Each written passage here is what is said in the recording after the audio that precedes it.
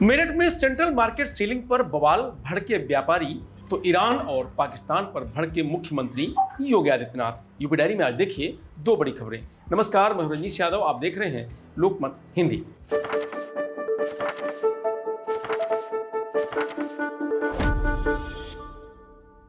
ये जो तस्वीरें आप देख रहे हैं रोते हुए बिलखते हुए, ये उनकी हैं जो अपनी गाढ़ी कमाई से मार्केट व्यवसाय तैयार किया था और अब उसी मार्केट को, उसी भवन को, उसी बिल्डिंग को सील किया जा रहा है सुप्रीम कोर्ट के आदेश पर। तो जिसको लेकर के लोगों में तकलीफ है, गुस्सा है, आक्रोश है, नाराजगी है। पहले जो पीड़ित हैं उनकी सुन लेते हैं।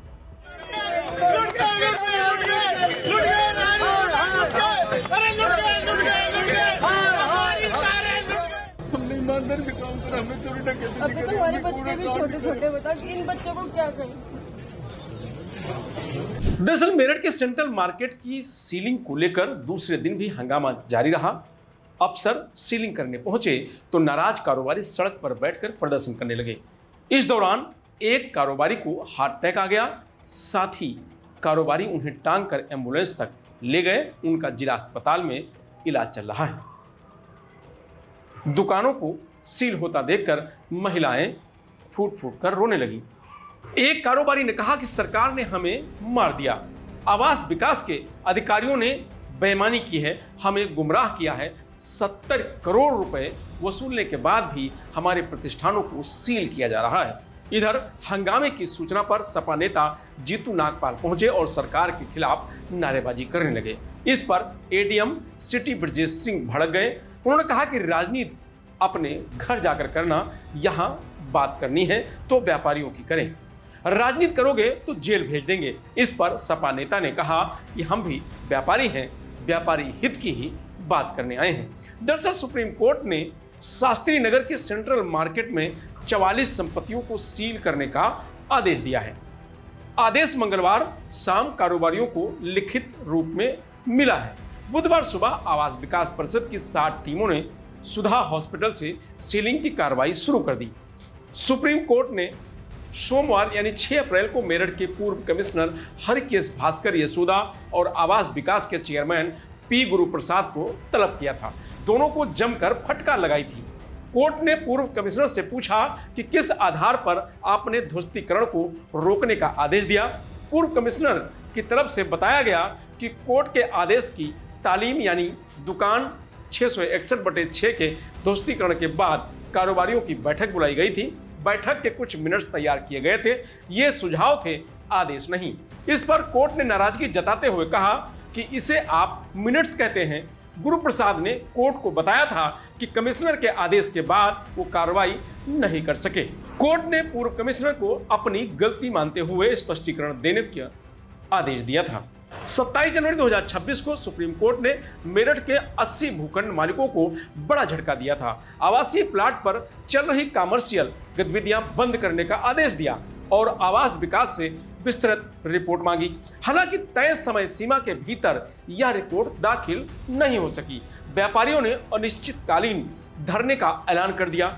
स्थिति को संभालने के लिए आवास विकास ने समाधान पेश किया। नोटिस देकर कहा कि शुल्क जमा कर प्लाट को आवासीय से कमर्शियल में बदल सकते हैं। 36,000 रुपए प्रति वर्ग मीटर की दर तय की गई। स्टेट बैंक नियम के तहत दुकानों को पीछे करना भी जरूरी था। कई व्यापारियों ने इस प्रस्ताव को स्वीकार किया। नियमों के अनुसार बदलाव भी शुरू कर दिए। 6 अप्रैल यानी सोमवार को कोर्ट ने दोबारा सख्ती दिखाई। कोर्ट ने पूर्व कमिश्नर ऋषिकेश भास्कर यशोदा से जवाब मांगा कि 24 घंटे के भीतर 44 संपत्तियों को सील करने का आदेश दे दिया गया। इन संपत्तियों में बैंक, स्कूल और अस्पताल भी शामिल हैं। कोर्ट ने इन्हें शिफ्ट कर सील करने को कहा है।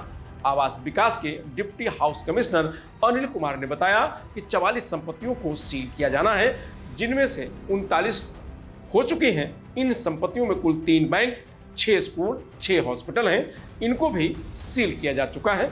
498/3 परिसर में पूजा सामग्री की दुकान चलाने वाली महिला सीलिंग की कार्रवाई देखते ही बिलख कर रोने लगी। सभी व्यापारियों का कहना है कि लंबे समय तक मेहनत करने के बाद ये दुकानें ली थी, लेकिन आज अब सीलिंग के बाद ऐसा लग रहा है जैसे सब कुछ खत्म होता दिखाई दे रहा है। विरोध प्रदर्शन के दौरान एक व्यापारी को हार्ट अटैक आ गया। उन्हें तत्काल एम्बुलेंस से अस्पताल ले जाया गया है। जानकारी के मुताबिक अशोक गिरधर की 663/6 में कपड़े की दुकान थी।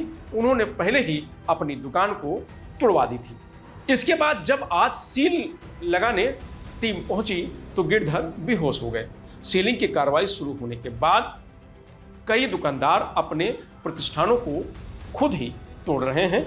परिषद की टीम ने सेंट्रल मार्केट में कई दुकानों को सील कर दिया है। इनमें हॉस्पिटल, होटल और स्कूल भी शामिल हैं। शकुंतला गर्ग की बिल्डिंग पर भी परिषद ने अपना बोर्ड लगा दिया है। सीलिंग की कार्रवाई के बीच समाजवादी पार्टी के विधायक अतुल प्रधान मार्केट पहुंचे। उन्होंने कहा कि सरकार के जिन प्रतिनिधियों को जनता ने चुनकर भेजा है, उनका यह फर्ज है कि वह यहां आए और व्यापारियों के दुख में शामिल हों। सरकार यदि समय रहते इस प्रकरण पर संज्ञान लेते हुए कार्रवाई करती तो आज व्यापारियों की खून पसीने की कमाई से बने प्रतिष्ठान सील नहीं होते। कहा कि जिस प्रकार अयोध्या में सरकार ने अपने कुछ लोगों को फायदा देने के लिए जमीन का लैंड यूज 5 से 6 बार चेंज किया है, उसी प्रकार अगर मेरठ में भी उपयोग को बदल दिया जाए तो इन व्यापारियों के प्रतिष्ठान बच सकते हैं। तो ही मुख्यमंत्री योगी आदित्यनाथ ने लखनऊ में उत्तर प्रदेश कृषि विज्ञान कांग्रेस 2026 का शुभारंभ किया। कार्यक्रम में उन्होंने वैज्ञानिकों से बातचीत का एक किस्सा सुनाया।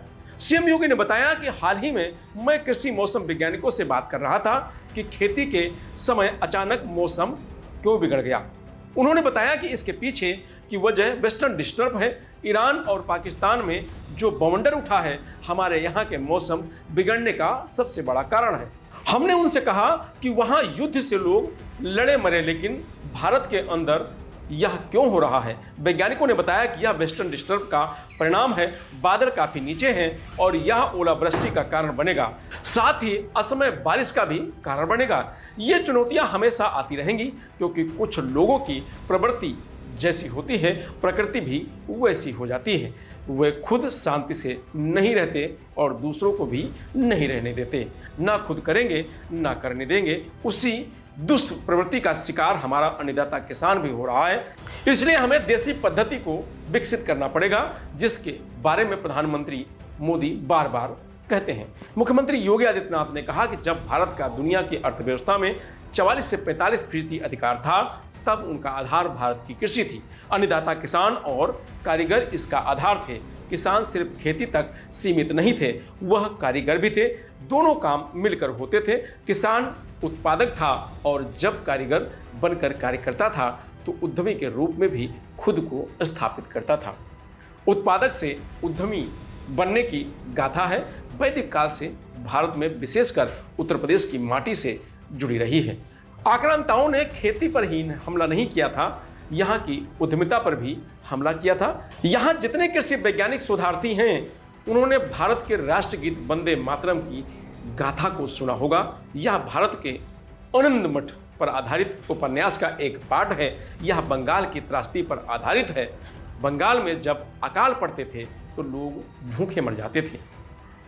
योगी ने कहा कि सरकार ने आज कृषि, खेती और किसानों को एजेंडे का हिस्सा बनाया है। सरकार ने कृषि और खेती को भी एक एजेंडे का हिस्सा बनाया है और अन्नदाता किसान उसके साथ जुड़ा है। आज हम लोग अकेले गन्ना उत्पादक किसानों को, जिस उत्तर प्रदेश में 10-10 वर्षों से गन्ना मूल्य का भुगतान नहीं हुआ था, चीनी मिलें बंद हो रही थी, बेची जा रही थी, आज वे शुगर कॉम्प्लेक्स के रूप में काम कर रहा है। और उत्तर प्रदेश देश का कुल गन्ना उत्पादन का 55% अकेले उत्तर प्रदेश उत्पादन कर रहा है। इथेनॉल उत्पादन 41 करोड़ लीटर से बढ़कर के लगभग 2.25 लाख करोड़ तक पहुंच चुका है। इतना 2.25 लाख करोड़ तक ये पहुंच चुका है। यानी लगातार इसमें वृद्धि हो रही है और ये देश में नंबर 1 पर है। हम लोगों ने अब तक गन्ना किसानों को ही, अगर आप देखेंगे तो लगभग 2,90,000 करोड़ रुपए से अधिक की राशि गन्ना किसानों के खाते में हम डीबीटी के माध्यम से भेज चुके हैं। मुख्यमंत्री ने कहा कि 2017 के पहले की चुनौती क्या थी। पब्लिक और किसान के मन में एक अविश्वास था। मैं 17 के पहले भी देखता था, 17 के बाद भी मैं लगातार इस बात को देखता हूं। 17 के पहले की चुनौती क्या थी? कोई यानी पब्लिक के मन में, किसान के मन में एक अविश्वास था।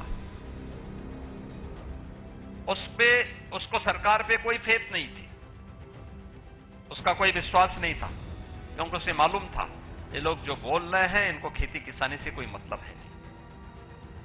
किसान आत्महत्या करता था, पलायन करता था, अलग अलग प्रकार से वह प्रताड़ित होता था। कोई सरकार की नीति नहीं थी। अन्नदाता उस समय केवल एक चुनावी मुद्दा होता था और इसीलिए जाति के नाम पर लोग बांटते थे, तमाम प्रकार के वादों में बांटते थे। लागत अधिक थी, उत्पादन कम होता था और जो उत्पादन भी करता था उसमें बिचौलिए हावी थे। यानी प्रोक्योरमेंट सेंटर नहीं चलते थे, बिचौलियों के माध्यम से सब खरीदा जाता था और परिणाम क्या होता था? अन्नदाता कर्ज के रूप में बोझ से दबता था और वह आत्महत्या करने के लिए मजबूर होता था।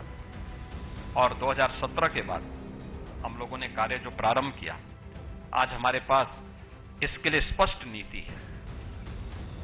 हमारे पास आज अन्नदाता किसान को बीज से लेकर के उसके उत्पाद को खरीदने और उसको वैल्यू एडिशन के साथ जोड़ने के लिए भी सरकार के पास एक स्पष्ट नीति भी है, कार्यक्रम भी है और हम उसके उत्पाद को लागत का 1.5 गुना से अधिक दाम एमएसपी के रूप में उसको उपलब्ध करवा रहे हैं, उसके क्रय केंद्र के रूप में।